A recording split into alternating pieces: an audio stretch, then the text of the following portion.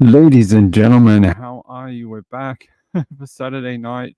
It is 9 o'clock, probably somewhere in the world. I don't know where. Guam, maybe an island off the coast of Japan somewhere. How are you all? It is good to be back. Who saw the Olympics? Who watched the Olympics last night? Did anyone watch the swimming? Ariana or Ariane Titmus did a great job. I don't know why I call her Ariana, but her name's Ariane. Uh, she did a great job.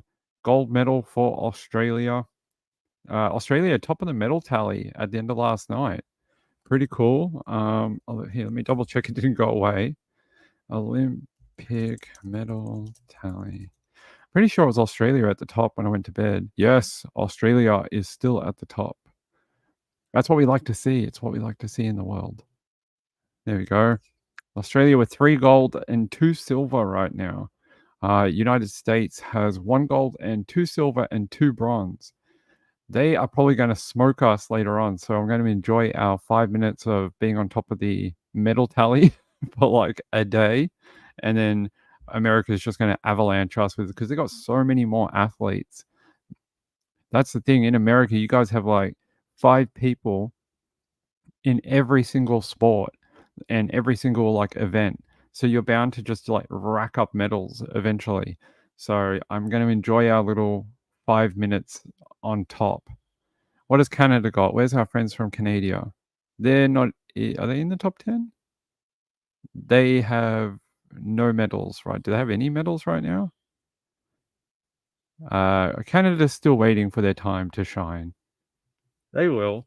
I'm surprised. Actually, I'm surprised the Canadian girl didn't. There was the Canadian swimmer, the young girl. I'm surprised she didn't absolutely get a gold medal last night. I thought she was going to. Hey guys, how are you? Good to see you. I am here. I saw part of it, part of the swimming. Man, I watched the 4x100 meter relay last night, and the girl, I think it wasn't Molly. She was the second off the break. She was so not quite as quick as everyone else, and by the time she got to the other end, there was a mad gap between first and second. There was quite a gap by about a body length. Then the other girls jumped in and somehow made up that gap in one lap, like just super fast. Very cool to watch. Canada has 1 in swimming, do they? What was it? A bronze, buddy? A bronze? Where is it? Why are they not on the list? Here, Canada, 1. They have a silver for Canada. Good. Well, like I said, I'm gonna enjoy our 1 day of being in front of the medals, and then tomorrow either China or the US will overtake us very quickly. Maria says we are not happy with our women's soccer team in Canada or in California. Canada. Is Canadian soccer team not doing well? Australian soccer team, the Matildas, without Kerr, she's got an ACL back sitting in England. She ain't going to be at the Olympics. Recovering from an ACL injury she had back in January. They looked terrible against Germany. They just looked out of the league. They looked outmatched, outskilled. They didn't seem to have the right people. They did not look very good. So if you're angry about soccer or football, so am I. I was hoping for a better result. Let's talk about true crime though. I just try and ease the show in. We try and talk about something that's a little less intense, and then we talk about the stuff that is a bit crazy. Okay, let me get rid of this. Actually, I want to talk about the one that Gambler. I'm going to talk about the one you sent me because apparently I didn't do it the other day for you. Where is it? Yeah. So Gambler sent me this. I thought we did it, but maybe we. It's a missing woman, Anna Barbosa. I feel like we did this, but maybe we didn't. But anyway, they have raised the reward for information. It was $11,000 at the time. What is it now?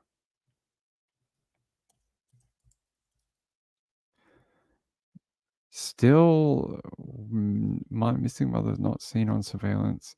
Still not a lot of information. KCSO seeks information surveillance footage, so they're still asking for surveillance footage of her. Here, I'm gonna play the video that I got sent, and then I'll grab the other details. Here, this is the original.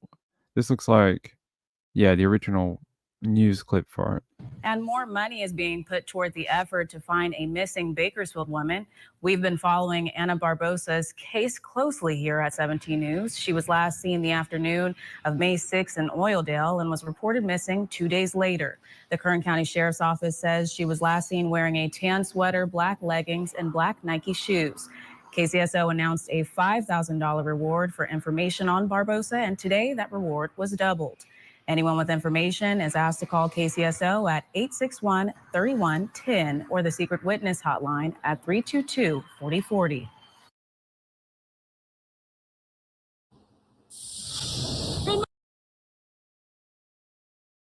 There you go. She's still not been located, and I'm just here on the Kern County Sheriff's Office page on their Facebook. I was seeing when was their last update. Gang unit? No, we don't want the gang unit. We want Miss Barbosa. It looks like they haven't done an update in a while on her particular on her particular case. I don't have anything. Although, if you're interested in autopsies and seeing dead people, the Kern County Sheriff's Office has an opening in their forensic unit, apparently, according to their Facebook page.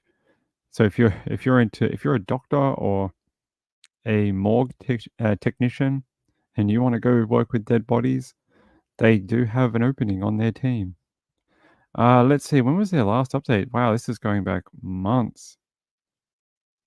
I don't know, but they haven't posted about it recently, and she is still apparently missing. Horrible. So that's in Bakersfield, California, and I'm just trying to grab another Ana Barbosa. She was last seen by her family on May 6th. Family says she's a past DV victim. Husband is currently, being looked at. Inner Circle is always looked at to start these type of investigations. At the time she went missing, Ana was planning to eventually leave her husband. For months, she'd been putting money aside to do so. That money is now also missing. Thanks, Gambler. Gambler says, in that video that we just played, there is a auto shop in that video, and that is possibly one that he and her used to work or own together. This one here, Corner Shop Automotive. There's some connection to this particular property. You can see it here, Kern County DA Forensic Science Division. So that's their forensic team. They often do like crime scene analysis or evidence gathering, and that's interesting. A lot of white unmarked government vehicles right here. Another crime lab. There you go. And there's that shop again. Corner Shop Automotive Services. So I hope they can find her. I really do. What are you guys talking about? Rachel says 3 years ago today that Michael Vaughn disappeared from Fruitland, Idaho. It's a little boy they call Monkey.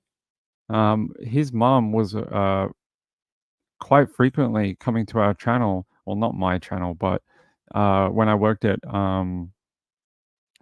Web Sleuths with Trish, his mom used to come quite frequently to the channel and talk to us and try and raise more awareness for him. It's very, very sad. I hope they can find out what happened to him too. Hey, Marjorie, how are you? Gambler, thanks for... Yeah, that's okay. Thanks for providing that video, though. That corner shop is interesting. It's very, very odd that they keep filming it, and they're like, "We will give you no context, none. You are allowed no context, but we're going to keep filming it. We're going to keep filming it, and we're going to show it to you several times, but we're going to tell you nothing about what relation it might be." I'm saying that's probably the husband or the ex-partner's work location. It says here in my case in a link I have here from KGET, the Kern County Sheriff's Office is asking the community's help in gathering information or surveillance of a vehicle of interest in connection to the missing person Anna Barboza. The office released a photo of a late 90s white GMC pickup truck pulling a rusted trailer Tuesday morning. The GMC is believed to have been in the Lamont and Arvin area on May 7th. Members of the community that have information or video footage of the vehicle are urged to call KCSO or the detective at 661-391-7601 or Secret Witness. And you can call Secret Witness and stay anonymous. Here's that photo. That is very interesting. They can't find a license plate on this from this video. It looks like it's a pretty good view. Do they think that maybe she's in the back here? This almost looks like not a trailer. This looks like something someone made out of an old vehicle. This looks like someone chopped a vehicle and added a tow bar. It doesn't look like a typical type of trailer. I mean, maybe in America you have trailers that look like this, but it kind of looks like someone just chopped the car in half and then added a tow bar. They said the allegations of domestic violence and missing money surround the case of the missing 53-year-old woman who has not been seen since early May. According to warrants, family members said Barbosa was previously the victim of domestic violence by her husband and had been saving up money for 2 years to leave him. That money is now unable to be located. Another set of warrants say Barbosa owned an auto shop and her husband was searched by authorities. Another set of warrants say Barbosa owned an auto shop and her husband was searched by authorities May 20.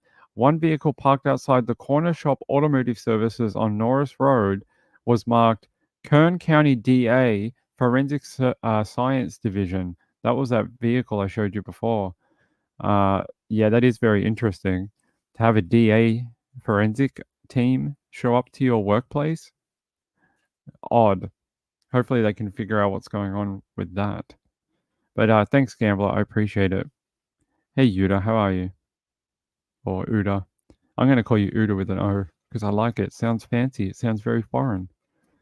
Rachel says lots of people here use old pickup beds for trailers. I've never seen it, but it's cool as. I like it. Well, not cool in this particular case. It might have a body in it. Cool idea. Not the body, just the cutting up the car. All right. Oh, by the way, people are asking about the thumbnail. Reeby's experimenting with her. She's in her AI era right now. She's in her AI era. She's messing around with AI thumbnails for some reason. They look pretty cool. I've got a whole bunch here, about 100, and they are. She likes her stuffed animals. It's very interesting. And we might have to read more into that. We got another one this time. Last time we had a teddy bear with a knife. We now have a teddy bear with a gun. I'll have to show you that another time. But there's a whole bunch. There's like Paddington Bear being arrested. Paddington Bear in court. Why is there a bear in court? Actually, I'm going to show you this one. Why is there a bear in court and what did he do? Oh my god, there is a raccoon. All right, hold on 1 minute. I'm going to show you this. 1 second, let me show you the raccoon and the bear. This is the raccoon. Is it a judge? It's a judge raccoon. Oh my god, it's a judge raccoon. And it's a defendant bear. It's a defendant. What is he defending? Did he steal some honey? I bet you he stole a pot of honey. It must have been. Stole someone's picnic basket. He's on trial for stealing a picnic basket.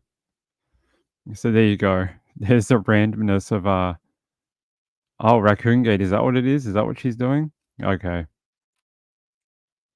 No, never. No, I know. I'm messing with you because I've been saying it right for like a couple of months now, and I just decided to see if you'd notice that I was saying it wrong. It looks like Judge Judy. What? No. Judge Judy looks like a raccoon, does she? Okay. I like the bear. He looks so serious. Like there's like it's either freedom or he's going to be living his life in a animal park somewhere. That's his two options. Yeah, I don't know what she's up to, but she messaged me the other night saying, you need new thumbnails. Here are all the new thumbnails." And I haven't gone through them all yet, but there's heaps. She's done a good job. Yes.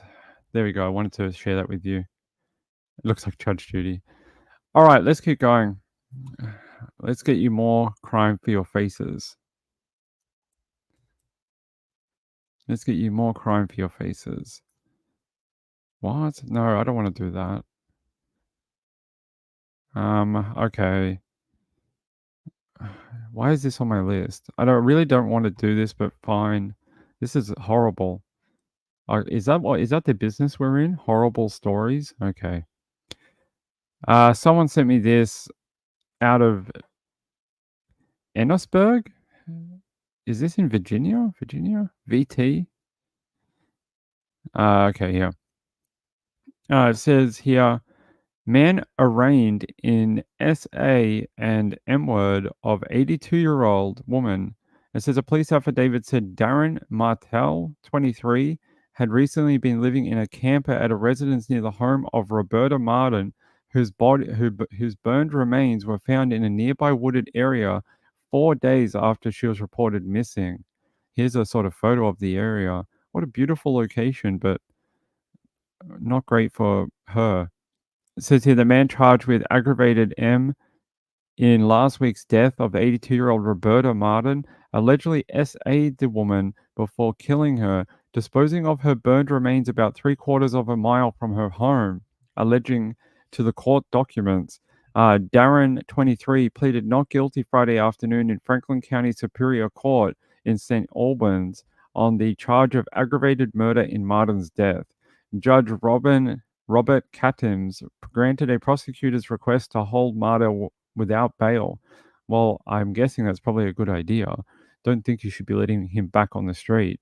All the old ladies in the area would not be safe. It says here in a 4-page affidavit filed in support of the aggravated murder charge, Vermont State Police Detective Sergeant Tyson Kinney spelt out the details of the investigation. It began on the morning of July 17th when neighbors, alerted by the victim's daughter, went to the Butternut Hollow Road home to check on Martin. She last spoke with her daughter late in the evening on July 16. The neighbor reported finding an open sliding window and an air conditioning unit ripped from the window, along with an unmade bed and a dresser drawer left open, but no sign of the woman. They advised this was very abnormal for Roberta because she had been a very tidy and regimented individual who typically kept the same schedule every single day. Police also found duct tape on the floor of the bedroom and a dolly cart. Wait, what is a dolly cart? Is that like I don't know what that is. It says, and a dolly cart tracks leading from the house to a neighbor's property. A dolly cart. Oh, okay. I know what a dolly is, but I was like, what is a dolly cart? It's like a flat one, not the one not the one you shift the weight on and move back and then wheel on 2 wheels. A dolly cart is like 4 wheels and you just put stuff on it and push it. There we go. Explanations for simple people with Ping. Like Ping. Ping is simple. It says here that the same day, state police interviewed neighbors, including Martell, who was staying at a camper parked on a nearby property. Returning to the same property a day later, detectives found several pieces of gray duct tape on the ground near one of the fire pits that was cleaned out by Darren the day before. Oh, that doesn't sound great. During questioning, he initially told police he was living in a house in Grand Isle and had arrived in the area around 8 a.m. on July 17th. But when questioned further, Darren advised he had lied to detectives and admitted that he'd been living in the camper for the last 2 months. Residents of the Sandhill Road called police to report that she had seen an unknown male walking on the road around 4 a.m. on July 17th wearing clothes that matched the description of those worn by Martel during a subsequent interview with police. Oh my God, this thing is so long. That's what she said. On July 21st, detectives went to a pull-off area. Is that really the sentence we should have had after that joke? I don't think so. It says here on Sand Hill Road, where an acquaintance of the man told police he was growing marijuana. The site was about 3/4 of a mile from where the missing woman's home is located, according to the affidavit. One detective followed a trail into the woods where he discovered the partial remains, with additional remains found nearby, adding the human remains appeared to be burned. So he took her body into the woods and decided either he burnt her in that fireplace that we learnt about a couple of paragraphs back, or he tried to burn her again. I'm guessing he tried to burn her in the fire pit and then dispose of her remains in the woodlands. It says here, a post-mortem examination the following day confirmed the remains were those of the missing woman. According to the affidavit, the additional evidence was collected for testing. On July 25th, the state forensic lab notified state police it had preliminary determined that a DNA sample of sperm taken from the victim's body matched DNA taken from the accused. Ugh. In charging documents, the DA says, on or about July 17, 2024, was then and there a person who murdered another human being while perpetrating an SA, to wit, unlawfully killed Roberta Martin. So it says Martel was also arrested on a murder charge late Thursday night while he was in custody at Northwest State Correctional Facility in St. Albans. State police said he had been held since his arrest on Monday on a charge of lewd and lascivious conduct. He was arrested on that charge after police, looking for him for questioning in Martin's death, found him on a wooded trail in St. Albans, allegedly committing a lewd act. Who is this guy and what the hell is going on with him? So he almost sounds like an Eminem, he does those skit songs on his albums, and, Ken Kenneth from Connecticut. It's almost like that. I found the guy. He was in the woods. He was touching himself. It's not funny, Ping. It's not. It's serious. He killed the woman. It says here, wearing green prison clothing, Martel walked into the courtroom Friday for his arraignment on the murder charge with his ankles and wrists in chains and sat between his attorneys at the defense table. He did not speak during the hearing and mostly looked down during the proceedings. Rosanna Chase, a public defender representing Martel, challenged whether there was probable cause to support the aggravated murder since there was no cause of death provided within the police affidavit. Do they even need to do that? Tell us how your sperm got into the old woman. Please tell us. When you explain that, we'll then explain our murder charge. So you do that first, then we'll explain the murder charge. Good deal? Great. Let's go that way. It says, additionally, there is probable cause for a SA based on the DNA. Within the four corners of the affidavit, there's no evidence of non-consensual sex. Are you joking? I mean, sure. We've all seen the stories on the Daily Mail of that 78-year-old woman who married a 23-year-old man. They have a lot of, fun. And then 3 months later, they're like, oh, we got a divorce. He no longer loves me. Love, he just wanted your money. That's all he wanted. And when you stopped paying, he stopped giving. And it's very sad. I think it's awful to take advantage of people. And it says here, the Franklin County State Attorney, Bram Krenefchuk, I don't know what his name is. His name's Bram. The prosecutor said he believed enough evidence was contained within the filing to support the aggravated murder charge and said he expected to soon file an additional affidavit to provide information from the medical examiner's office regarding the cause of death for Martin. Okay, great. That'd be good. He agreed to remove from the charging documents at least until a supplemental affidavit was filed, the reference that Martin had been killed by smothering and blunt trauma. Okay, you need the additional evidence. Sure. They said Cadams, the judge, denied Chase's challenge, finding there was still enough information within the police's documents to support the aggravated murder charge. Well, you would hope so. Let's see, anything else here? No, that's about it. I don't know. I just have to say, what the hell? What the hell? Mr. Darren Martell. Where is a photo of him? There he is. Oh my god, another dude who needs a comb. How many times have we seen these murder suspects or R-wordists and we're like, bro needs a brush. Please donate today. Save a criminal and his hair. He needs a brush. You know, how can he have booking photos like this? You know, don't you feel like it's like watching one of those sad puppy videos and they show you all the animals coming out? Look at that hair. That hair is just atrocious.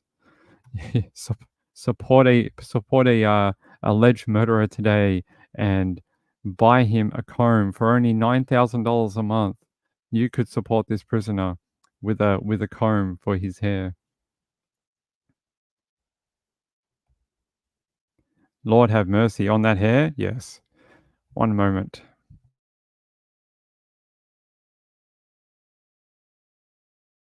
All right, there we go.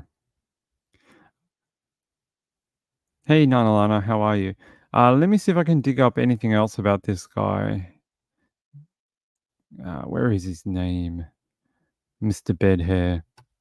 What's his name? Darren Martell, 23, of St. Albans.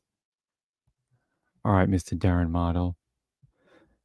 St. Albans man charged with aggravated murder. Okay. From WCAX, NBC, CBS.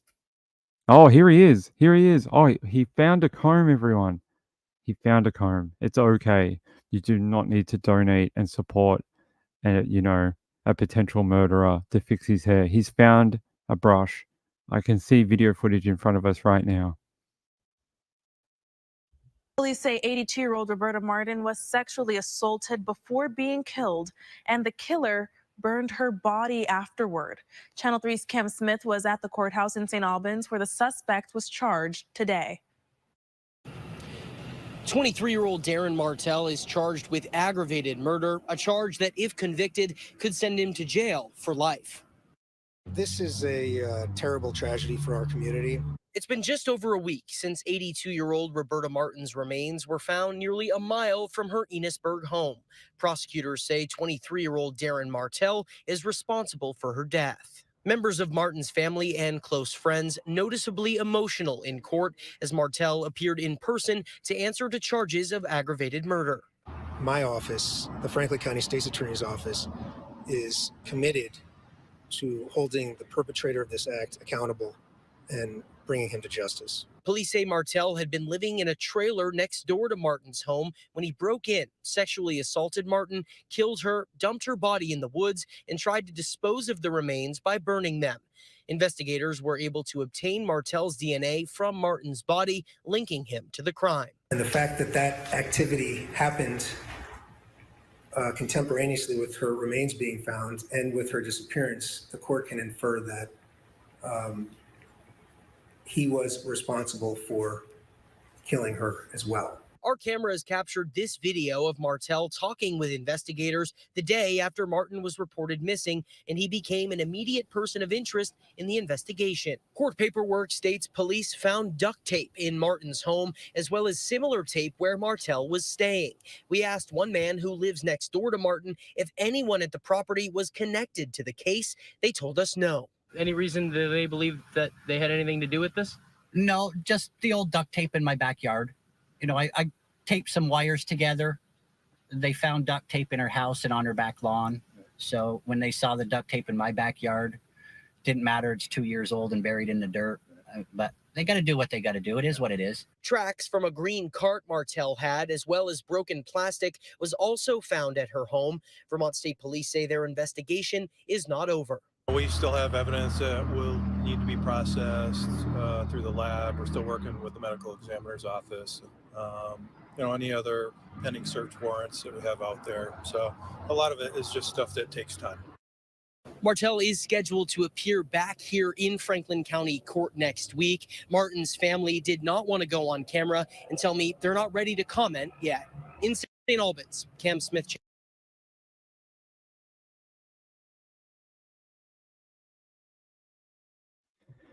I'm still concerned about what they found him in the woods doing. They're like, "Oh, yeah, we found him doing a lewd act in the woods." Like, is that just what this guy does? He just takes off to the woods and, like, walks around with his pineapple in his hand? He just walks around offering pineapple to people? That's what I'm worried about. Maybe it's good he's off the street right now, because we don't need any of that in the world. Yeah, the fact he attacked this nice old lady, my bet is he might have been staying on her property or near it. There was probably maybe some sort of dispute about him going away. Like, you can't stay here anymore. And maybe that's what this all started over. What did you guys say? There's something in his hand. Stop. You're making Ping go off topic. What did you say? He burned her body. Yeah, in the fire pit. That's what they reckon. What's in his hand? It looks like police tape to me. Okay. Let's have a look. In his hand? Out there. Fort next. They're Car Wires together. No, it's not police tape. I don't know what that is. What is that?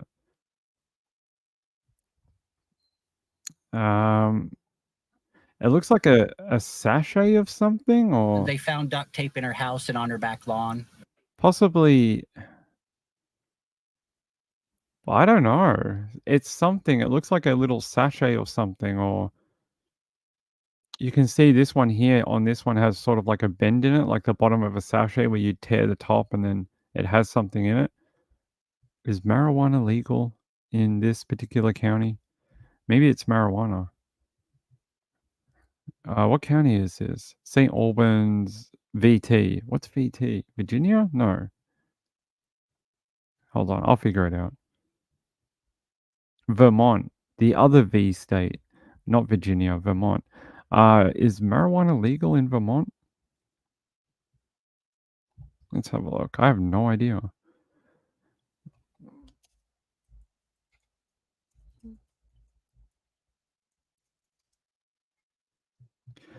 Yeah, Vermont permits adults aged 21 and over to purchase and possess cannabis. Decisions about how you use cannabis and what you do to what you choose to do afterward can it's just some government website saying don't smoke and drive. Yeah, apparently I reckon it's marijuana. I reckon it's like a pack of it, either a pack of it or maybe like a vape or something like that. That's what it looks like. Anyway, he's not a suspect, is he? He's just a dude who lives next door. It says here. I just want to find. Let me look up this guy one more time. What's his name? Actually, we'll look up her name because there's probably more information. Roberta Martin. Suspect charged for the murder of. Yep, we know that. All right. Vermont's. Yeah, we should have gone to this story. It had Vermont just written right there. Neighbors had reported her missing for about a week. Her remains were found Sunday in an area near her home.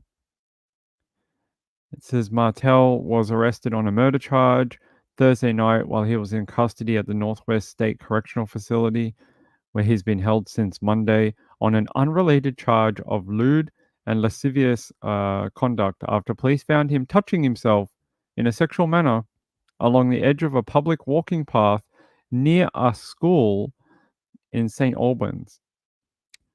So not only does he predate on older women, he also seems to have a thing about young kids at schools as well. Apparently he was, yeah, this guy, what did they say to him when they found him? They're like, drop the weapon, put it down, sir, put down the pineapple. Stop.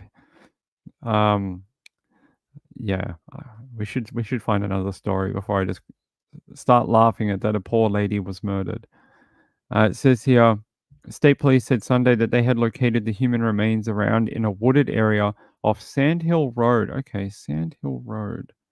Let's have a look at the area. I want to see this area. Sandhill Road. Sandhill Road. In Ennisburg? Okay. Okay, that's Sandhill Road right there.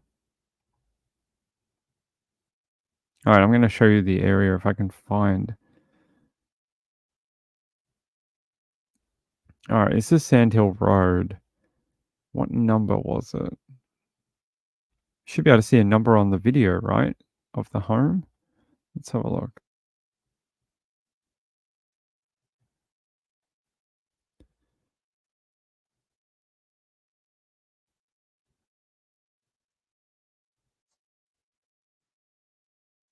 I can't find an actual address, but I've got an overview shot. It looks like there's that one. Okay. Let's see. Sandhill Road. She lived on like a corner lot.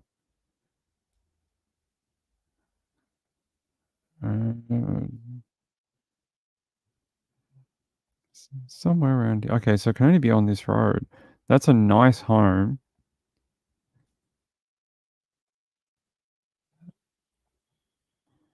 Has to be something like here. Or here, because she lives on a corner. You can see it in the video.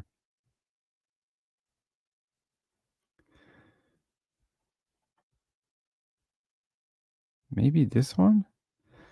Let's see. What's that? 576? It's very shiny for some reason. 576. Let's have a look. They were located, was not at her Butternut Hollow home. Oh no, he was discovered. Hold on. What is going on here?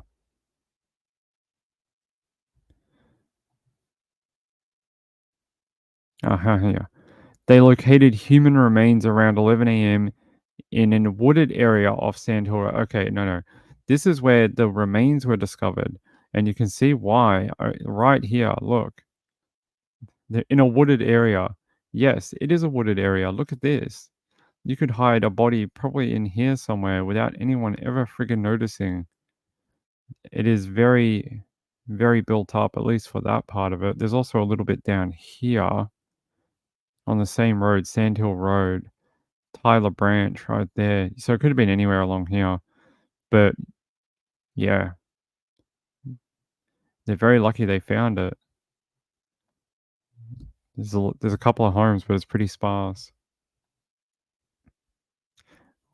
Where's the school from there? Where's the school? What road did he get arrested on? Hold on. They've been sent to the medical examiner. I gotta find the bit where it says he was arrested. They were...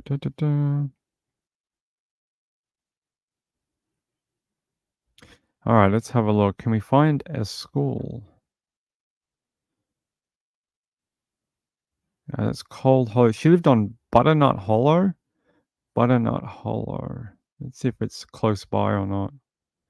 That's Ennisburg Mountain Road. Tyler Branch, whatever that is. Is that a river maybe? Could be a river. Hey, Butternut Hollow Road, right there. Okay, so she lived on this road here, Butternut Hollow, and they found her body just in the wooded area off the road that connects to her, Sandhill Road. So somewhere around here, you know, up in this tree-lined area. But she lives on this road here. Hold on, is that her place there? She has like a structure that has like a pointed roof and then a flat roof. But I'm sure that's pretty common for a lot of people or a lot of homes. She lives on a square plot. You can see it on the video. It doesn't look like there's that many trees either. And then it goes down. So she has to live on here somewhere. It's a pretty short road. I reckon it has to be at this end here. It's got to be this one. And there's the adjacent wooded area here, maybe. They said he was staying on like the adjacent property that was sort of like vacant. So it could be at the back of here or even over here. That looks like a farm though. Maybe here. This doesn't look like it's maintained. Okay. And then the school. Where did the school go?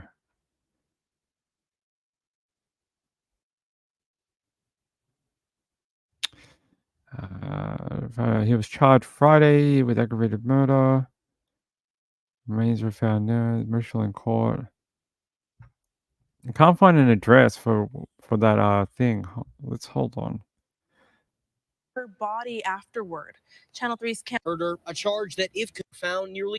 My office. Police say Martell had been living in a trailer next door to Martin's home when he broke in, sexually assaulted Martin, killed her. There we go. 61 butternut. Okay, let's have a look how. 11. 61. Okay, we were one property off. There we go. It's this one, not the top one. There you go. That's her property there. All right. Dumped her body in the woods and tried to dispose of the remains by burning them.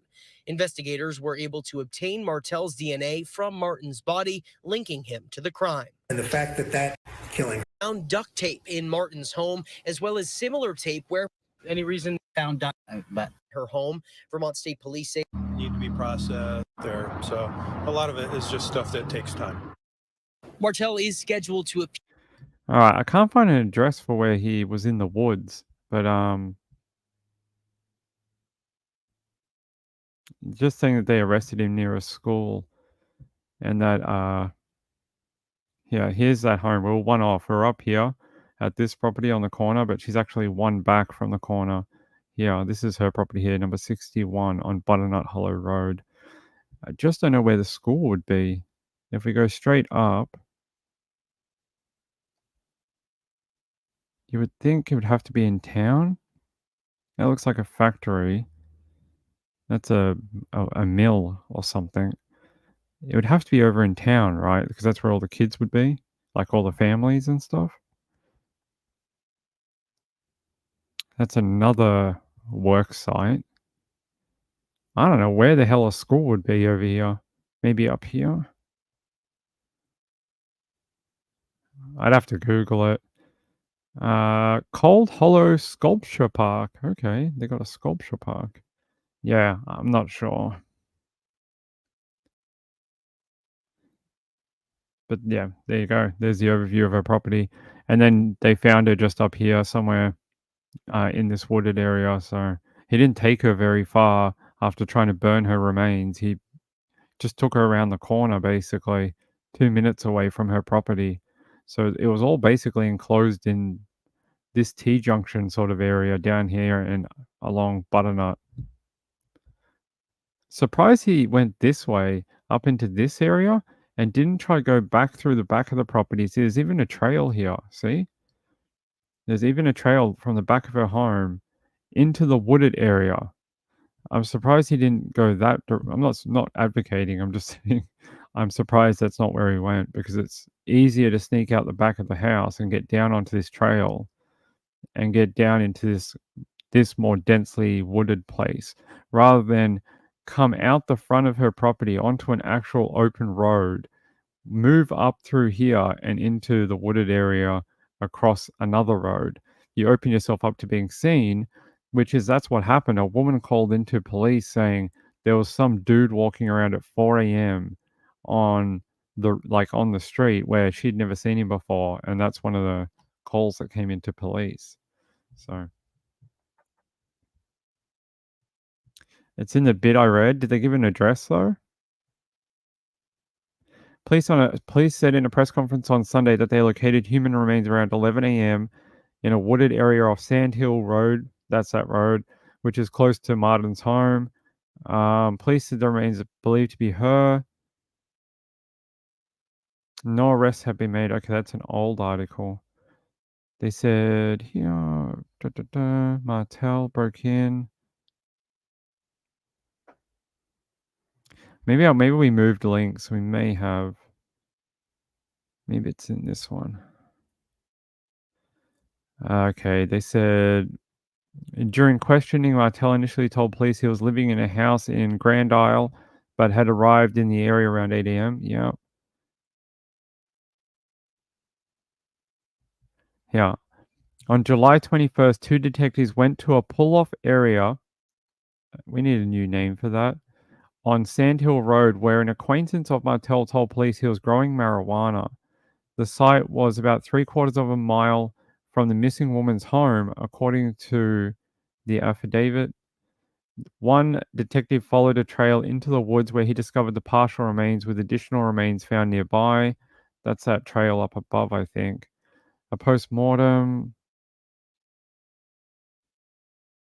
Here. He was arrested on a murder charge late Thursday night while he was in custody at Northwest State Correctional Facility in St. Albans. State police said he had been held since his arrest on Monday on a charge of lewd and lascivious conduct. He was arrested on that charge after police, looking for him for questioning in Martin's death, found him on a wooded trail in St. Albans, allegedly committing a lewd act. Okay, it doesn't give us an actual location. It just says a wooded trail. And there's literally like 50 million of them in that area. Yeah, there's like a billion of them. Yeah, I'm not going to be able to find it unless I can find a school very, very quickly. So, because we have to move and go to a different story. Maybe up here. I literally don't think I've seen a school in the area. How far do these kids have to travel to go to get to class every day? Wow, I have no idea. I can't even see where's the local town? Oh, it'd be up here maybe. There's a big town not too far away. It's got the similar. Yeah, it must be this town. This is the closest one. It's called uh Ennisburg Falls. This is probably here, I'll show you. This has got a much bigger population. You can see like more residential, more town. She was found back over here, down here, Sandhill Road down there. But this is probably the biggest town nearby. That's actually is that the Mississippi River? It is. No, the Mississippi River? High school. Edinburgh Falls High School. That is a school. It does have a wooded trail too, right through here. Maybe? That's the only one I've been able to find in the local area just from scanning around. There's got to be a middle school too, right? That's a factory. Yeah. Well, there's a high school at least here. I don't know about a middle school, but could be somewhere around here, I guess. There is trails and stuff nearby. But not near her home. Near where she was, there's nothing there. Yeah, it is very green, very wooded. Rachel says that looks pretty rural. Kids can be on the bus for an hour or more in some places. An hour. That seems crazy to me, living in the city. Okay, let's move on. Very, very sad story. We spent far too long on that story, but hey, sometimes I get caught up. I read through every single court document I could find last night about the 15-year-old. We've all been talking about it, Alison Chow. I've been reading through all the court material I could. Some details can be reported, some cannot. But one thing I found interesting in one of the court details is I'm going to talk to you about something, and I want to see what you think. One of the things that was mentioned in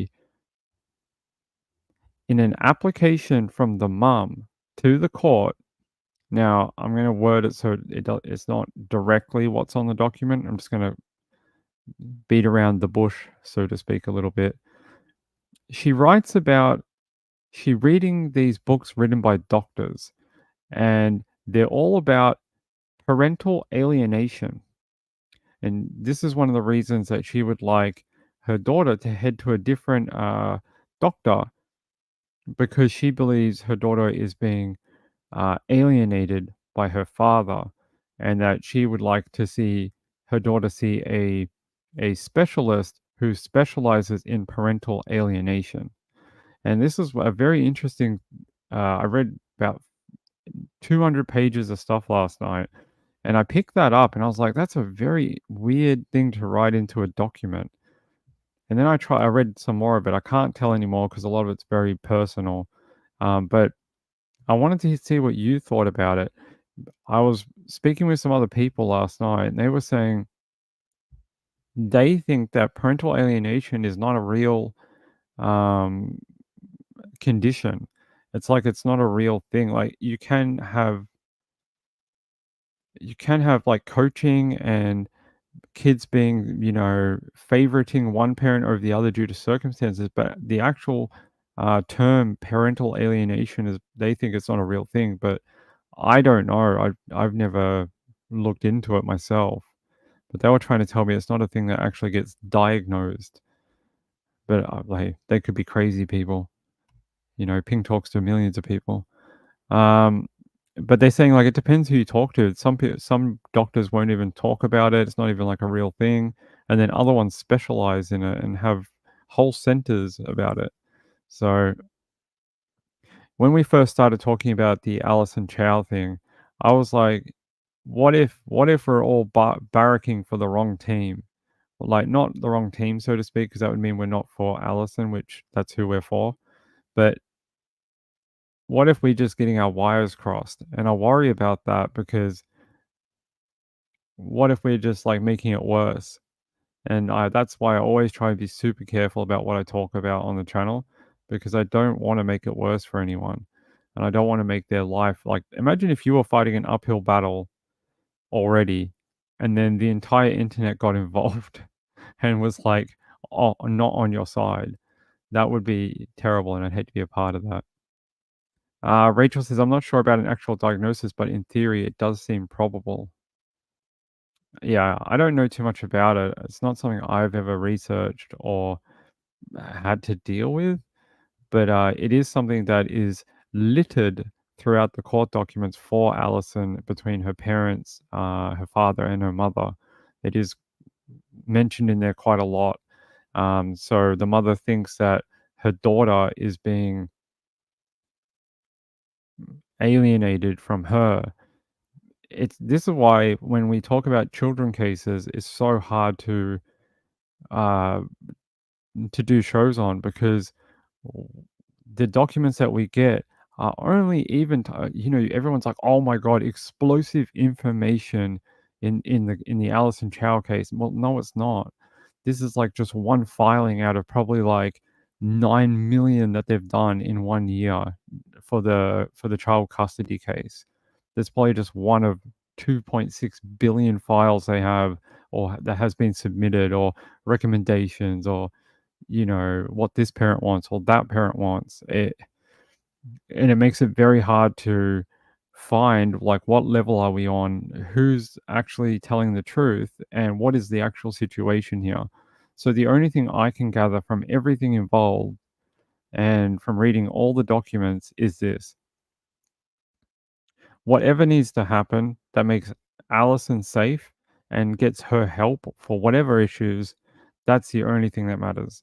These two parents can, F off as far as I'm concerned and just whatever needs to happen, even if it's in isolation and she just has to be by herself with medical teams and whatever for a lot, however amount of time it takes to figure out who's talking bull crap and what's the actual thing that's going on here. And that's not our business either.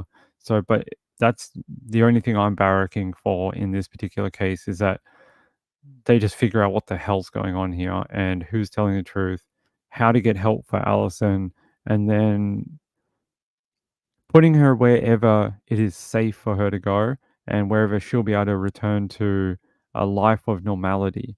And I've said that a few times, somewhere where she can have a routine, she can go to school, she can have friends, go out Friday nights and see, go out with her girlfriends or whatever she likes to do. Go see her friends. She's got a couple of guy friends that have been on the interviews and stuff. whatever that is for her. And that's all I care about. So hopefully that'll happen on Wednesday. Not Wednesday, Tuesday, she's got another court appointment. So hopefully then. Angela says it's like being coached, but more so it's drilled into them what that one parent wants the narrative to be. Well, that's sort of what her mum is alleging. Her mum is alleging that the father has built up a campaign of just negativity towards the mum and forced that into Allison's head. But again, like I said, like about 5 minutes ago, talking about this, it's so hard to know who's telling the truth and who's not. These child custody cases are littered with absolute rubbish. Every parent wants to present themselves in the most favorable light. They want the court to agree with them. They want whatever they want to be what is accepted by the court. Now, sometimes that doesn't happen. Sometimes you have great parents who work together and they really just want what's best for the child. But a lot of times you get these cases that it's like a mudslinging match. They just want to take down the other side to win the battle. And in the end, they lose the war. The war is the child. And they lose that in the end because they just spent years fighting over crap that doesn't matter. So Angela says the being with the dad and not going to school bothers me. Yeah, I read somewhere that her particular school where she was enrolled was only in online learning for like about a year during the pandemic. And since 2021, they haven't done any online learning. So since that point, if she still is enrolled at that particular school, that's her personal details, I don't know. There's no online learning at that particular institution right now. They haven't been doing it for quite a period of time. So if she has been kept at home and indoors and isolated for much of her time, that is concerning. But then I saw a counter argument that said, well, she got on a bicycle and rode from her parents' home and she didn't seem nervous or upset or whatever. Yeah, sure, she disappeared or whatever, but she just rode away from the home on her own. She didn't need her dad there. She didn't need her mum there. She just rode the bike and took off. That doesn't really sound like someone who's been fully isolated from the world for 2 years or whatever.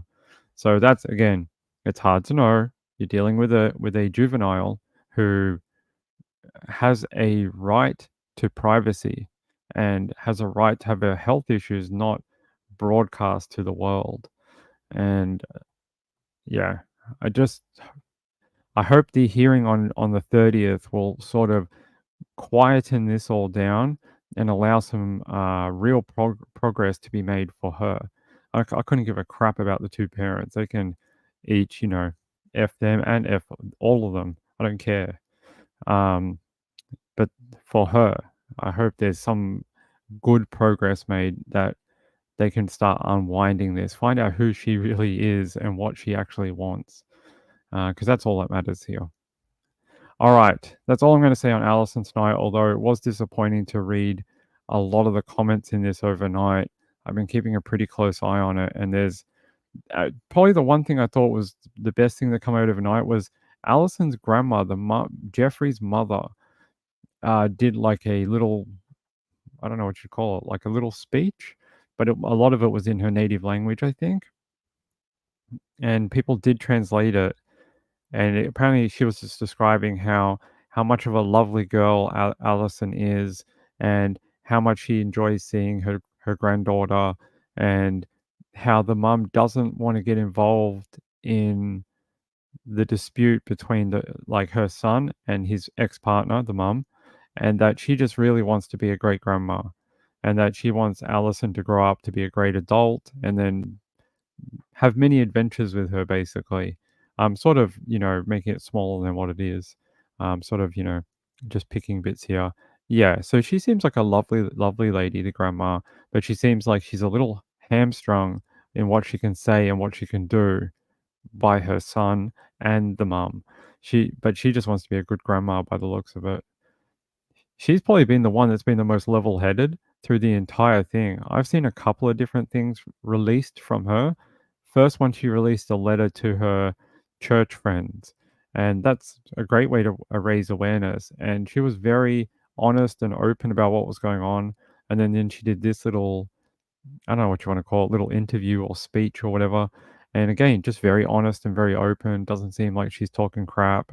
She's just telling the truth. And yeah, I thought she's been the most level-headed one in all of this so far. Okay. All right, I can show you this actually. Actually, I don't want to put it on the screen because it's white, but I will read it to you. Late last night for me, there was a press release from the father. Now, the father says here in the press release, since day one, my client Jeffrey has completely cooperated with law enforcement regarding the investigation into his missing daughter, Allison. My client was contacted by DCFS and invited to see his daughter, Allison, for the first time since she's been missing. However, upon arriving at the Monterey PD, he was arrested. At this point in time, the district attorney's office has not filed any formal charges. My client is set for arraignment this Monday in the Superior Court, where my office will be present fighting on behalf of my client. My client, Jeffrey, maintains his innocence and his unwavering love for his daughter, Allison. I heard some speculation over the weekend that the police deliberately arrested him on a Friday because there was no way they could get into court until Monday, meaning he would have been held for at least 2 days in custody over the weekend.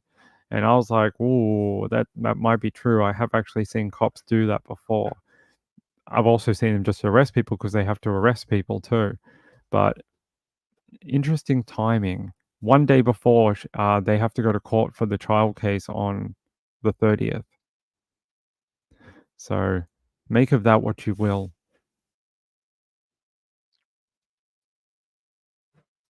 Yeah, unfortunately, I think the video with the grandma is in Taiwanese. Please don't come for me. I don't actually know. I don't speak any Asian languages. I think it's Taiwanese. Is it Chinese? Is it Mandarin? I'm not sure. Whatever her native language is, I think it's in that. And even if I played it for you, I don't think most of us would be able to understand it, and it doesn't have any subtitles. So but you can find it. If you want to find it, I'll post it on Twitter after this show, and you can watch it. But someone did translate much of it in the comments if you want to read it. All right, let's go to a different story. All right, why are we getting such? Why do we have so many child cases this week? DV, child case. This has been a bad week for children and women. Actually, that's every week in true crime. All right. It's like every case we have is either about a child or a woman. Let's go to WHNS.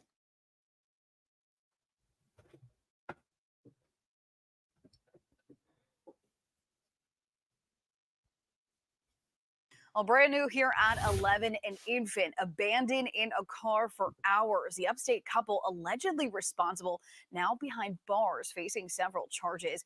Good evening, and thanks so much for joining us for a later edition of our newscast. I'm Anna Arringer. Now, that car was left running in the parking lot of the Westgate Mall. Police say that a child is now safe thanks to a stranger who actually noticed that car sitting there, get this, from 10:30 a.m. when she arrived to work to 2 p.m. That Good Samaritan eventually pulling the child out of the car, calling 911. And the two people you see right here on your screen, those were the people arrested earlier today. When police arrived, though, they also found some methamphetamine inside the car, which they also found additional charges for these suspects right here. Police also found that the car had been reported stolen, so the couple is being held in the Spartanburg County Detention Center. For Peter Warner, it was. There you go. So people doing the old crystal in a car, having that meth. Says here on Saturday, the Spartanburg Police Department said they made 2 arrests following the reports of a baby being abandoned in a parking lot of a Westgate Mall. Officers said a woman explained to police that she came into work about 10:30 a.m. and noticed what seemed to be an abandoned car running in the parking lot. The woman said she did not think much of it at first, but saw the car was still running at 1:34 p.m. in the afternoon. SPD explained the woman saw an infant alone inside, pulled the baby out and called 911. Officers arrived at the mall in 4 minutes. SPD said the infant was unhurt, save for a few bug bites on her head. According to the SPD, officers searched the vehicle and found pills and an ID, which they confirmed had been stolen. SPD said shortly after EMS arrived on the scene around 2:02 p.m. and a man and woman later identified as Shesmon Dendi, 26, and Takara Gill, 25, came out to the vehicle. Police said neither Dendi nor Gill seemed concerned about the first responders' presence around their vehicle. Officers said they began to speak with Dendi, but he broke loose as Gill was placed in a patrol car. Dendi was caught. Both he and Gill were transported to Spartanburg County Detention Center. Here's a photo of them too. Definitely look a little whacked. SPD said the pills were field tested and confirmed to be 1.9 grams of methamphetamine. They come in pill form? Okay. Dendi and Gill were both charged with the following: unlawful conduct towards a child, risk of physical, mental, or safety harm, abuse, or willful abandonment. Dendi was also charged with resisting arrest, a first offense for the manufacture, distribution, and possession of meth and stealing goods. Gill's bond was set at $10,000. Dendi's bond for the child neglect was also set at $10,000, but the additional charges raised the total to $26,000 in bond. So they got a hell of a bond to try and get out of that jail. I know, leaving a baby in a car since like 8 a.m. in the morning. Where were they in the mall? And why were they just hanging around in the mall? Yeah, where did they go for like 5 hours? Hey, Denyi, how are you? By the way, I want to thank my friend who I always mispronounce her name. She says, congrats on reaching 1,000. That is very kind of you, my friend. And you're going to force me to say your name, aren't you? So I can get it wrong again? Yes? It's Yuta. She sent in a Ko-Fi. That is very sweet of you. I very much appreciate it. And how do I open it? There we go. That's very sweet of you 20 minutes ago. Sorry, I didn't see it. It just came through. Danny, do you know these people by any chance? Do you know how to say their names properly? Because I don't. Yeah, very, very sad. I mean, wait, did they say where the baby went? No, they didn't. Normally they say like, oh, the baby was placed into care with the what do you call it? Like CPS or whatever. But I don't see anything here that says where the child went. Hold on, let me Google their names for a second. 25-year-old Shesmon Dendi. All right, Shesmon. Fox, Carolina. I find it very odd that they didn't mention what happened to the baby. Child.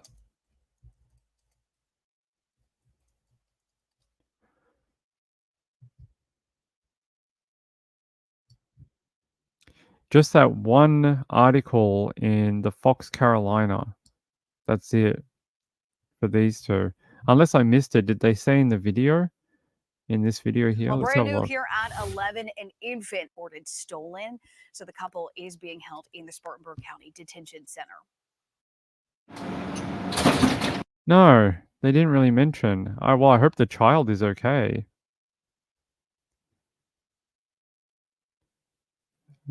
So we're just going to call her a state, Danny? Okay, we'll call her a state. We'll just call her Utah. Thanks, Danny. I appreciate it. They didn't say what happened to the baby. I hope the baby's okay. Hopefully it's in some sort of care, even if it's in the care of a relative, maybe. Because that's very odd. Normally they do mention it. They'll say, oh, the child was placed into DCF care until they can find a home for it, or it can be placed with relatives or whatever. But there's no update on here about what happened to the child. Just that EMS came out to the car, checked the baby over. These two are in custody with one a $10,000 bond, the other a $26,000 bond. They ain't getting out anytime soon, and I don't think they're going to be giving the child back when you've got 1.9 grams of methamphetamine on you. How did he get done for manufacture, distribution, and possession with 1.9 grams? Man, the laws must be tough in Carolina, because I know in some other states you have to have over an ounce of methamphetamine to be done with like distribution or manufacture. So 1.9 grams is not much. That's basically personal possession. It's very small amount. It's 1.9 grams. It's like this much. It's not a lot. Yeah, that is weird. Unless they said they were pills. Unless they each had like a point in them, and they were like 20 pills. Each one had 1 point of active substance in each one, and they had like a whole bag of pills. Maybe that is why. Weird. I've never seen it in pill form. Yeah, odd. I don't know. I haven't seen her in a while. I hope she's okay. I haven't seen her since last week or something. I haven't seen her since last week. I hope she's doing okay.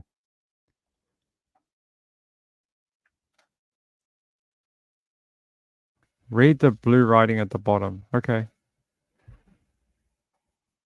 What?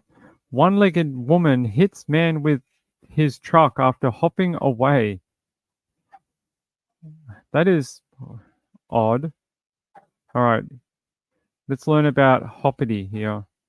No, that's not very nice. Tonight, an upstate man is recovering after a woman stole his truck and hit him with it. The victim told Spartanburg deputies that he ran into the Sphinx on Highway 14 to grab a drink, but while inside, he noticed that a woman was climbing into his truck. So he ran outside trying to stop her, and that's when she hit him and drove off. A short time later, deputies say that suspect right here, Kelly Reeves, she was actually found just 10 minutes north at a Chick-fil-A in Duncan, breaking down while she was trying to escape. Deputies say that they also found drugs on her, and she will now face several charges.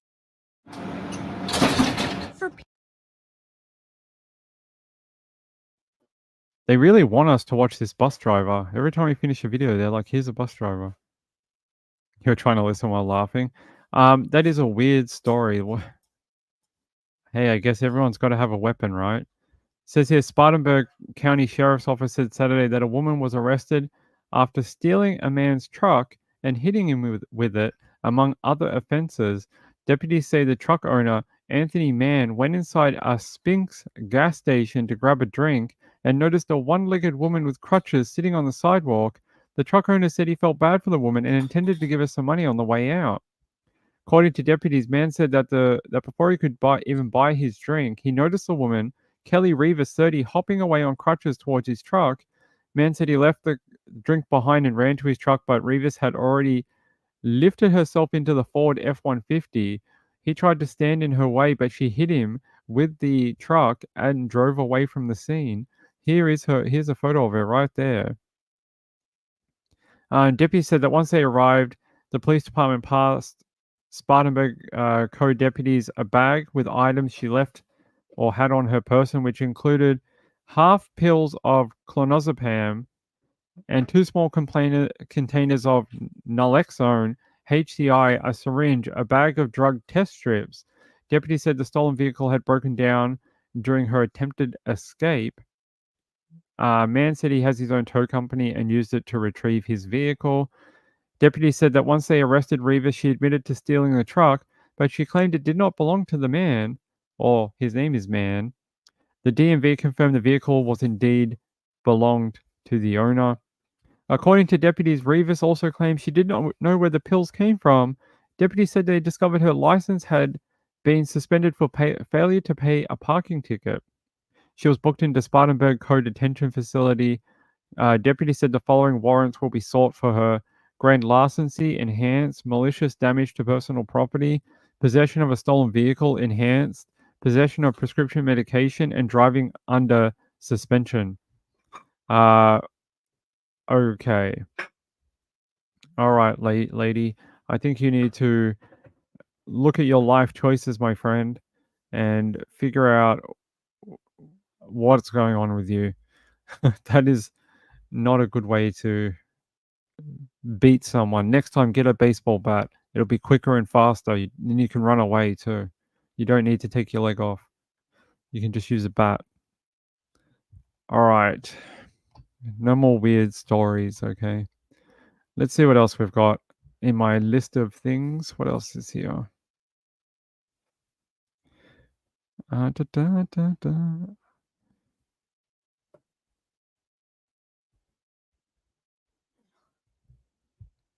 Okay.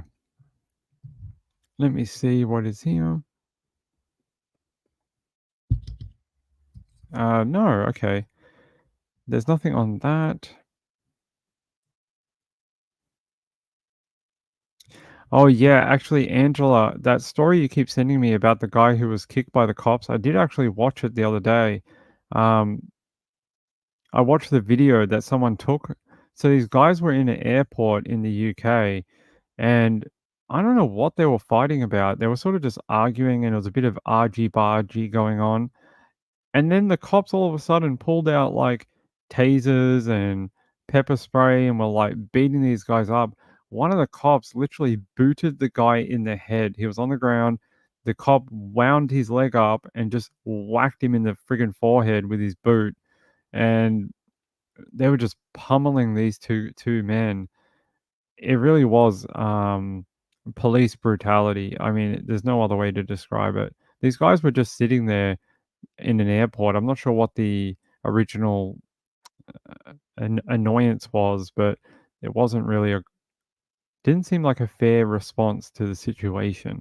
I'm going to find it. Hold on.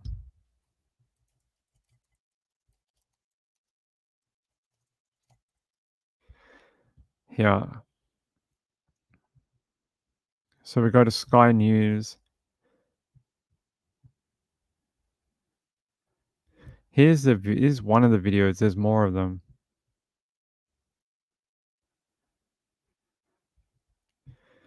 Yeah, so you see these cops come in, and then they start getting really rough like this. Then the guys kick up a fuss. They're like, "Hey, mother effer, what the hell are you doing?" Then they lay into the cops a little bit. They get a couple in. Cop discharges a taser. His friend comes over, tries to beat up the cop a bit more.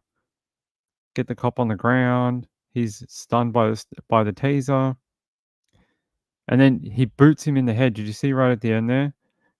He decided to get one of his own in. If you look right at that end on the floor, he comes over and he smacks him in the... I saw a different footage. This is a really poor quality footage. The one I saw was different to this, and it was much closer. Let me see if I can find it.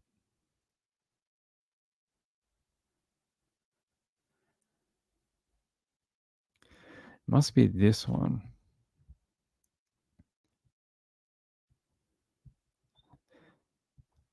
So, this one? No. The one I saw looked like it was this angle here, where it was much clearer. But he basically booted that guy in the face with his work shoes, and that guy now has a bleeding and cyst on the brain from being kicked in the head.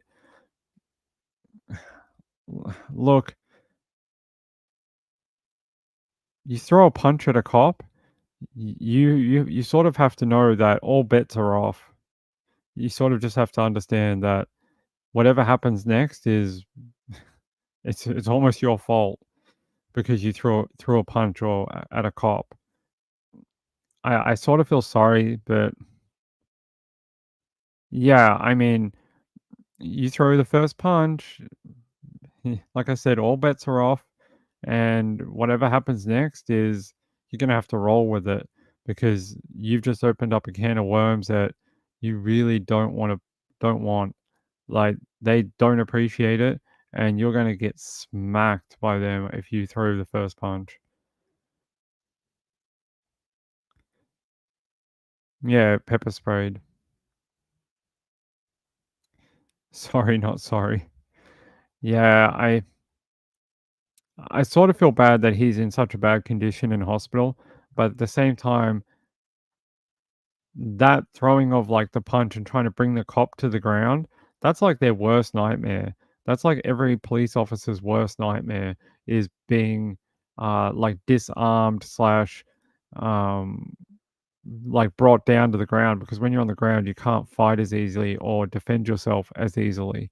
And it's sort of the one thing that cops get told not to do, which is, like, don't get to the ground. See? So the first guy here, Mr. Dark Shirt here, he looks like he throws the first punch. Yeah, well, that guy and that guy in the light blue tries to punch on with the other officer. And he's really laying into that cop. And then, yeah, it looks like when he goes to discharge that taser, this guy in Mr. Light Blue here decides to defend his friend and basically try and punch up that cop a bit. Then you got a bit of a melee going here. Is that a female officer? Is that person here, is that a lady? Is that a lady police officer? I can't tell, but I'm going to say that is a female. They really give it to her too. She gets punched up a bit up near the end as well. But yeah, they were outnumbered. This is wrong. Look, the other stuff that happened, hey, like I said, all bets are off. But kicking someone in the head while they're down, it's almost like a step too far. But hey, you started it. And now there's all people getting angry at the police and talking about how it's bad and stuff. Oh no, you're going to make a formal complaint? I'm sure they'll take that very seriously. Yeah, it was a bit of an out of control, right? Yeah, I'm sure it does. There's been riots over it? Yeah, they showed a little bit at the end here, right here. Yeah. So the what is it? GMP referred itself to the watchdog over the incident. So basically, they've referred themselves for a review into the incident from an outside agency. The watchdog is a impartial agency, I think, that they'll look into it and see if the police's reaction was above the law, under the law, that type of thing. Was it appropriate for the situation? They said, "We understand the immense feeling of concern and worry that people feel about our response and fully respect their right to demonstrate their views peacefully." That's according to the police inside that station.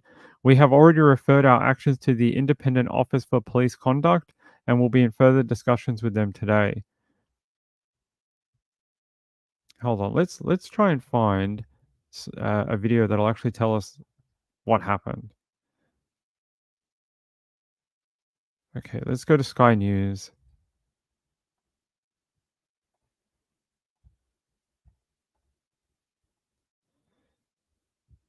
Chaotic scenes at Manchester Airport just moments before a man was kicked in the head by a police officer. Video of that incident led to protests in Manchester and the wider area. The police officer involved is under investigation. Well, the new video obtained by the Manchester Evening News shows violent scenes between a number of individuals and the police, which led up to that incident. Well, I'm joined now by our correspondent, Alice Porter. So talk us through what you've seen and what we now know about the wider incident. Well, this all relates to Tuesday evening when there was clearly an altercation between police officers and a number of individuals at Manchester Airport. And there was a video that has been widely circulated over the last few days, which really shocked a lot of people. You can see the image there of an officer appearing to stamp on a man's head, and that really, and punching him, and it really caused a huge amount of outrage. And of course, as you were saying there, an officer was indeed suspended. Greater Manchester Police have referred themselves to the police watchdog. But what we've obtained just in the last 10 minutes or so is footage which perhaps provides a little bit of context, or certainly a bit more information about what was leading up to that particular moment. So from the footage that you're seeing now, you can see two female officers and one male officer who approach an individual, and you can see it becomes very chaotic, very aggressive. And there you can see a female police officer right there is punched in the face, and there is another female officer on the ground. That individual then takes the police officer in a headlock, and you can just see it is a chaotic scene with then that individual man on the ground lying face down. So we don't know the ins and outs of what happened there, but we are getting some more information from Greater Manchester Police. They say that say that 3 officers were assaulted on Tuesday evening, and including one female officer who received a broken nose. Now, we've heard from Andy Burnham, who's the mayor for Greater Manchester. Now, he's watched the full video. He says this is a complicated situation with 2 sides to it. It is why I urge people not to rush to judgment. It is frustrating that we have not been able to put more video into the public domain, but that is because this is a live investigation. People now need to step back and allow the IOPC's criminal investigation into the officer's conduct to move forward, alongside the parallel Greater Manchester Police investigation into other potential offences, so that a complete picture can be presented. Obviously, Andy Burnham there urging calm, really, because this has been something that has led to protests in the wider Manchester area, and understandably so. To see anyone punched in the head by police is obviously concerning. But I think what we are seeing this evening is perhaps a little bit more information, a little bit more context that we're seeing from how some of the police officers may have felt about that incident. All right, I found that other angle. While we're watching that, I was able to find it. For some reason, it's not available in the UK. It's been wiped. I did actually see it the other day on Sky News or Good Morning Britain or something. But now, I'm just trying to make sure this is the right one. British Police, yep, Manchester Airport. So this is the angle that I saw. I didn't see that other one with the camera. I saw this one on ground level. Protesters have gathered outside a police station in Manchester. Social media stomping on his officer was disturbing. One video shows an officer with his taser drawn, kicking a man and stomping on his head while he's on the ground. Another man is then seen being wrestled to the ground and kicked by an officer while he's being restrained. A second video shows police pepper spraying another man, who then gets taken down. CNN cannot independently verify the condition of the man or of the events leading up to or directly after the violence captured on video. 3 officers were injured in what authorities say was a violent assault, one female officer suffering a broken nose. In a statement, police called the incident truly shocking, and one officer has been removed from operational duties. They say 4 men were arrested, and they're asking for an independent review. That second video where you see the cops, 1 kicking him in the head, 2, what is this? I want to know, 1, what this is. This scene right here. Right here. Then gets taken What is down. this? CNN cannot independently What is this verify the trying to do? condition of the man or Do you of feel the like a events hard leading cunt up doing to that? or Like, directly after the violence like captured what is this? on Oh, I'm gonna video. headlock you. 3 Bro officers is just were standing injured there. in what Just authorities say was a arrest him. violent Put his hands assault, behind his back. one female officer You don't have suffering to do a this. Oh, broken wrist nose. moves In a and statement, police called the incident. you don't have to do this. Like, it makes me angry because I feel like the stuff that they did earlier, like smacking up the cops and beating them up and playing tag team, like that's wrong. And then the stuff on this side that the police officers did, it's wrong. So no one's in the right in this situation. Everyone's in the wrong. They shouldn't have attacked the cops, and the cops should have used somewhat a little bit more restraint, because that dude's just standing there. Like, he's not being aggressive at that time, and the cops like trying to do all these like, I'm Dwayne the Rock Johnson, let me do my like finishing move on you. Like, you don't need to headlock him. For what reason? I mean, I think everyone's in the wrong. I think everyone. The cops shouldn't have done that. The cops shouldn't have kicked him in the head. Those guys should have not been punching on with the cops earlier on either. And I think they all need to take a hard, long look at themselves and their conduct. I don't think anyone has the moral higher ground here. Yeah, they all being stupid. All got too far into the situation and all went too far. Are they not? Yeah, the woman's broke her nose. Isn't that gross? They broke a female officer's nose. Hopefully the IOC or whatever they're called, the internal investigative review or whatever, they're independent. They're not. I don't think they're in the cops' payroll. I think they're separate. Hopefully they'll come with a report into it soon and recommendations. I wouldn't be surprised if they both get a dressing down because of it, the cops and the people involved. Yeah, I know. I look. It's funny if you just saw this video, you get a very different point of view of what you thought happened, and then if you watch the other video, the CCTV one, you get the other side of the story. That's almost what it is. These show two different sides of the story. The first one shows those other guys really laying into those cops. Like, who just goes out there and fights cops? But okay. And then the second one shows the police over responding to what happened earlier or later or whatever it is. What does it say here?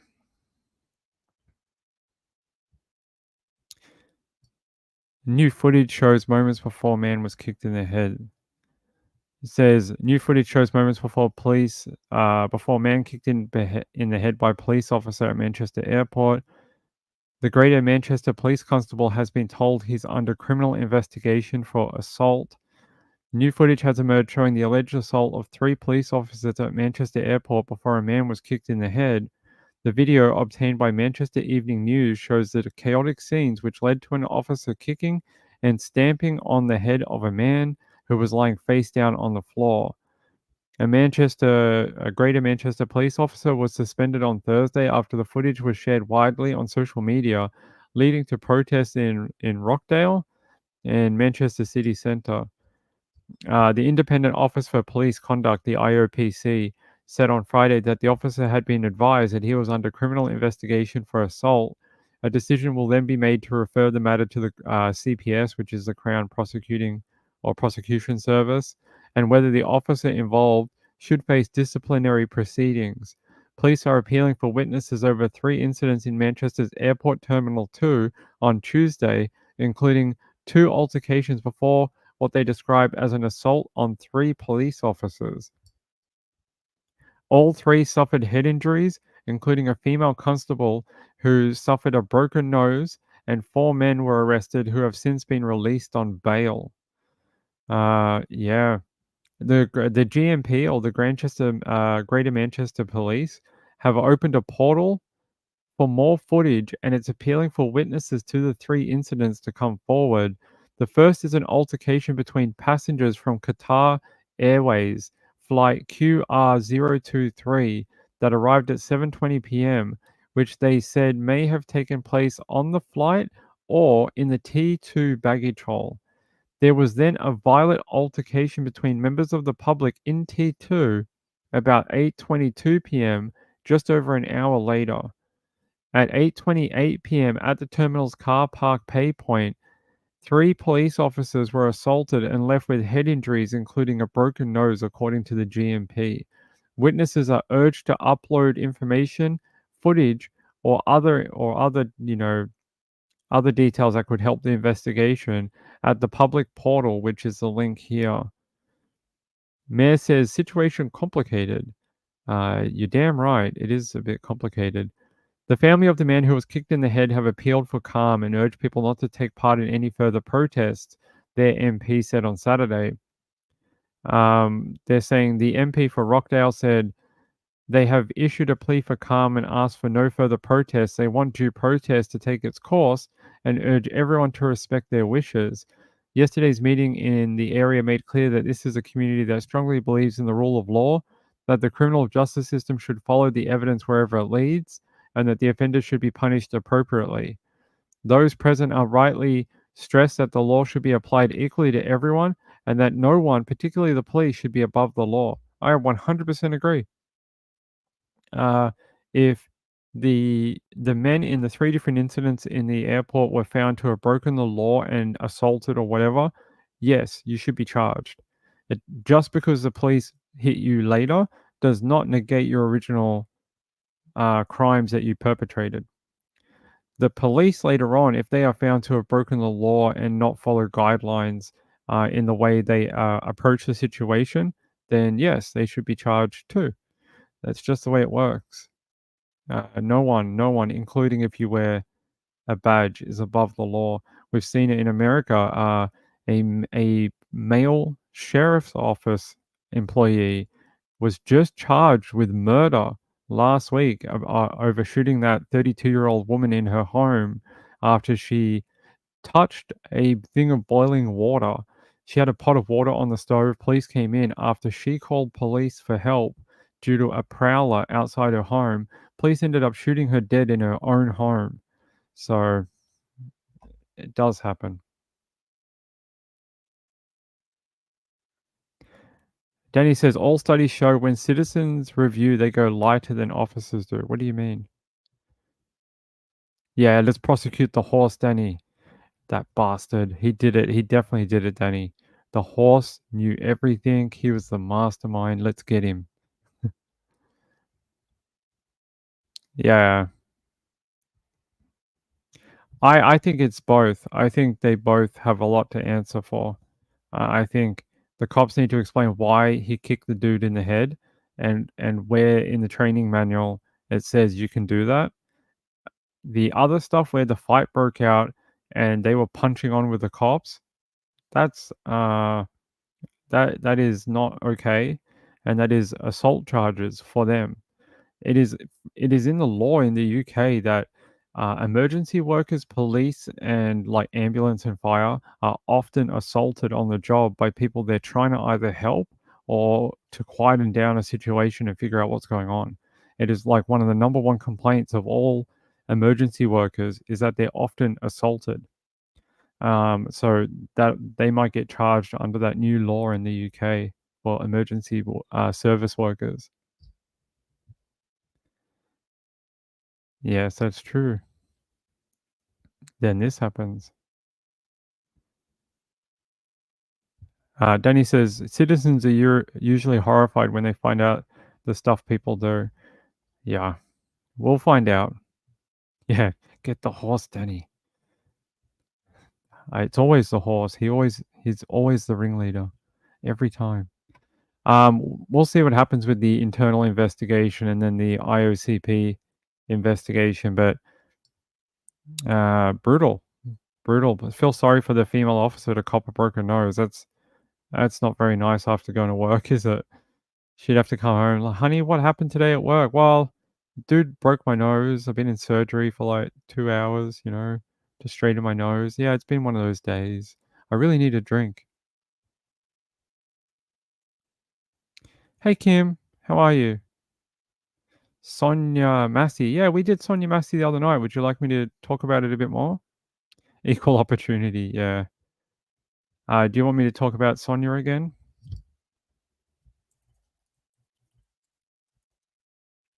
Let's see. 8 hours ago, another update. Illinois police officer charged with killing Sonia had a history of bullying, according to The Guardian. CNN says deputy who killed Sonia was removed from the army, had DUIs, and needed high-stress decision classes, record show. No shit. Are you joking? Like, yeah, they didn't work because he got into not even a high-stress situation. I wouldn't even call this woman with a pot of water a high-stress situation. Do you know what I call a high-stress situation? The cop who had a freaking rifle across the road from the Lint siege in Sydney and had to decide when he could fire to try kill someone who had 8 hostages. That is a high-stress situation. This, with this woman who called you for protection, not a high stress situation, and he got it wrong. He got it wrong. By the way, this is not pile on the police day. We did a story just last night of like how good they're doing and what a great job they did. We try and show both sides on this channel. It says here, years before Sheriff's Deputy Sean Grayson gunned down Sonia Massey in her own home, he had been discharged from the army for serious misconduct and had a history of driving under the influence. He also failed to obey a command while working for another sheriff's office in Illinois and was told he needed high-stress decision-making classes according to the agency's documents. Grayson, who was working at the county sheriff's office as a deputy before he was fired and charged with murder, responded to a report of a prowler at Massey's home on July 6. Body cam footage from another deputy showed Massey saying she rebuked Grayson, and Grayson responded by threatening the 36-year-old. The exchange ended with Grayson shooting Massey and failing to render aid. Massey's death stirred memories of other black women who have been killed by police in their homes in recent years, including Breonna Taylor and Atatiana Jefferson. Massey's autopsy report, which was publicly released Friday, said she was killed by gunshot wound to the head. Mother effer. So he wasn't even aiming for a fleshy part of her body. He aimed for her head. For a woman with a pot of water. My God. It says here, her family's attorney emphasized the angle at which the deputy shot Massey. Massey was shot beneath her eye and the bullet exited at the back of her neck, under her ear. So the bullet went beneath her eye and then exited beneath her ear. So it was sort of like this angle, like that. And then it went straight through and then out the back of her ear under here. And it says what it tells us is that he shot her in a downward trajectory. Well, yes, in the footage, you see him pull his gun, and then as she realizes he's pulling a weapon, she crouches down with her hands up. She puts her hands up and she crouches down on the floor, and then he still fires on her. So, when asked for comment Friday, Grayson's attorney Daniel Foltz told CNN, "I don't wish to comment." Okay. That was a great comment. Grayson, 30, was indicted by a grand jury last week on 3 counts of first-degree murder, 1 count each of aggravated battery with a firearm and official misconduct. He has pleaded not guilty and denied a pretrial release, according to court records. As more details emerge about Grayson's DUIs and previous documented incidents from the military and law enforcement, Massey's family members are tormented. They have one nagging question. Their attorney said, "Why was he even on the sheriff's department in the first place?" That is the question they need to answer. Why did you even employ this guy in the first place when he had such very bad red flags already?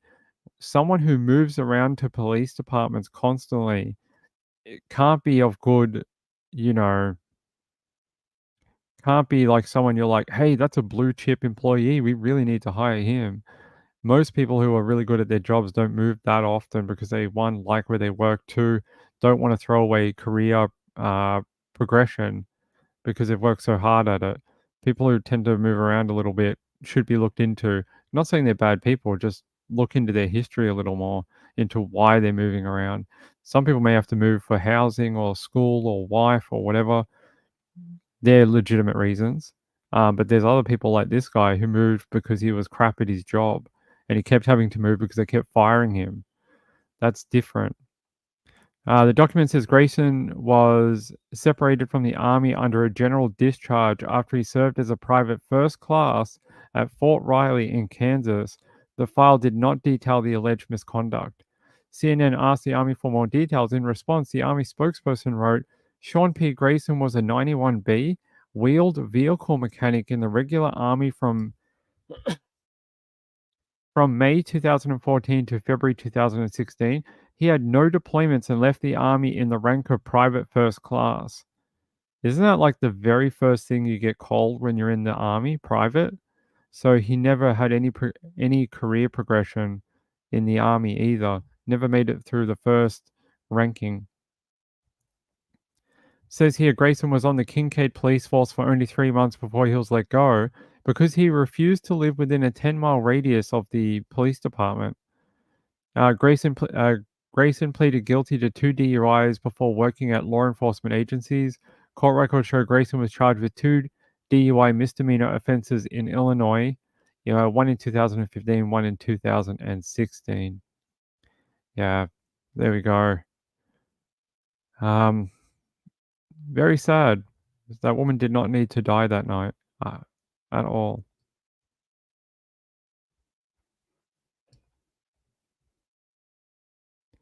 No, it's under, maybe through her sinus, but yeah, under her eye, and then through, and it came out behind her ear, behind under here. 1 DUI a year, basically, yeah. Yeah, thank goodness for the other officer who had his camera on. This is the footage here. I think we've played it a couple of times. I don't feel the full need of playing it again. It is quite sad, and I think everyone's mostly seen it. Actually, if you really are intent on watching it, I'll put the link in the chat, and you can watch it in your own time. I don't really want to see a black woman be murdered right now. It's not really on my list of things to watch. All right. Shall we do one last thing? Oh, there's an update. Great Britain finally won a medal. Team GB wins first medal of Paris 2024 Olympics. What did they win? A bronze? Yeah. What did they win? Team GB has won its first medal of the Paris Olympic Games. Yasmin Harper and Scarlett Mew Jensen won bronze in the women's synchronized 3-meter springboard diving on Saturday morning. They had been expected to place, having won medals at the World Championships, but a poor third dive almost quashed their dreams of a medal entirely. Actually, that's what happened to the Australian diving. The 2 girls from Australia almost got the gold medal, but their third jump or their third dive, they completely screwed it up, and it took them out of the medal rankings completely, and they lost their chance at the gold. They would have won gold if they had done their third dive the same as the first 2. They would have won gold, and they pissed it all away on a poor timed. One girl was fine. It was the other girl. She synchronized with the other girl, and she was late into her first somersault, and the other girl was already halfway through her routine by the time she got out of her first flip. So what a shame. But congrats to Team GB for your first medal of the Olympics, a bronze. By the way, we're going to be back on tonight a little bit later. When the Olympics start tonight, I'm actually coming back on. We're going to be hanging out very early morning USA time, and we're going to watch some Olympic Games together. So I'm going to have the Olympics running on a screen here. I don't know if I can stream it. I'll try. If I can't, what I'm going to suggest is you guys turn on your local, whoever is hosting it in your country. I think it's the BBC in the UK. In the USA, I think it's NBC who's got the rights this time. NBC? CBS? I don't know. One of them does. And you turn it on. We're going to watch the events because tonight is female gymnastics. So we should be able to watch Simone Biles. And that'll be a great event for us to do tonight. Gambler says her right foot only partially hit the board when she went to the right. Were you watching the female diving? Is that what happened to her? It was pretty bad. I saw it. She was way out of sync compared to her friend. And if they had got it, they would have got the gold, which is a shame. It is NBC? Okay, so if I'm unable to stream it and put it on the screen, I'm going to ask that you pop on your streaming and watch the gymnastics with me. And I'm going to have it on my computer. I have a live stream of it. And we're going to do sort of a watch along. Sort of like they do on the football channels. Have you ever seen that? The guys can't stream the NFL on YouTube, so they play it and they'll sort of describe to you what happens and what the scores are and stuff like that. So that's what we'll be doing tonight. NBC or Peacock. Okay. Okay, well, we're going to be back. I'm not sure what time. Let me look up the schedule. Let me go to 9 now and go to Olympic schedule. Let's go to gymnastics.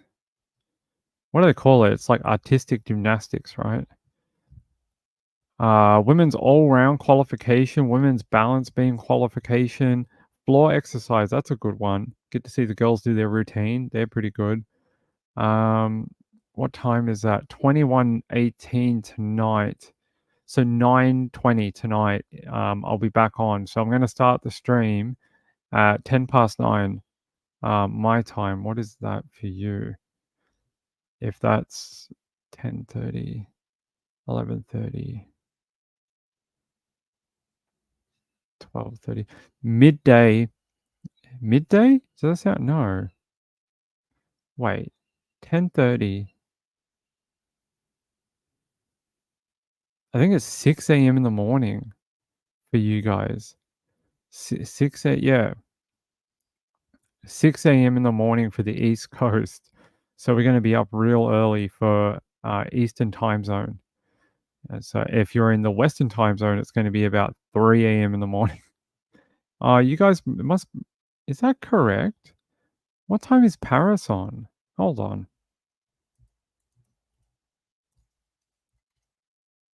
Oh, okay. So in Paris, it's already 8 a.m. in the morning. It's already 8 a.m. So by the time we get on for gymnastics in about 4 hours, yeah, it's about 1 o'clock in the afternoon for them. So, okay. Poor Americans. Gambler says Canadian women's soccer team was penalized 6 points for, yeah, the drone incident. They spied on another team with a drone. So, yeah, we're definitely coming back it's about 4 or 5 hours from now. So I hope you'll join me then. I hope you will.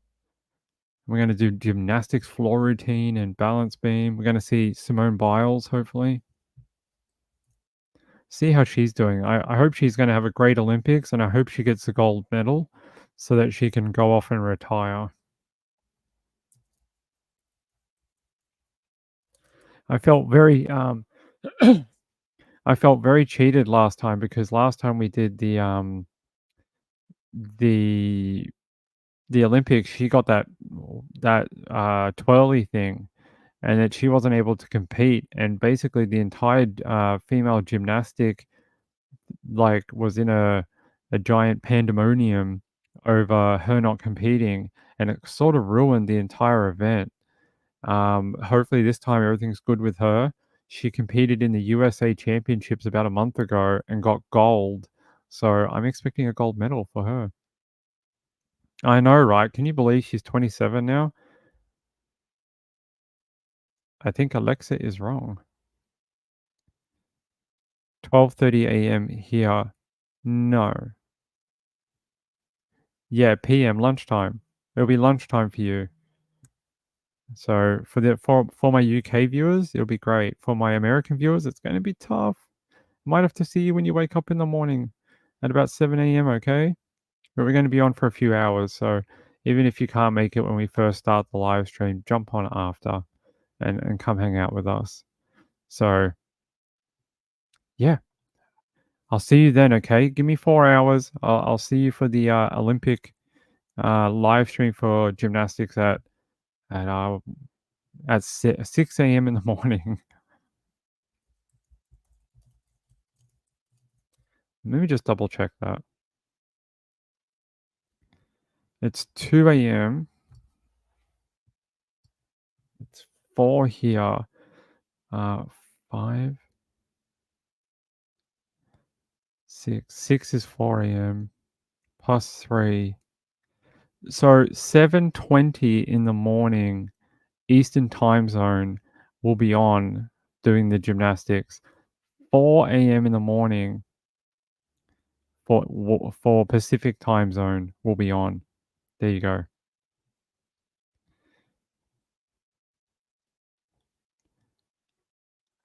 Tara? Or are you saying Tara? Tara. It's okay. 0711. Okay, yeah, it's 7 a.m. in the morning. So I'll see you at 7 a.m. We'll be back then. Utah, I'll see you. Thank you very much for your donation. I appreciate it.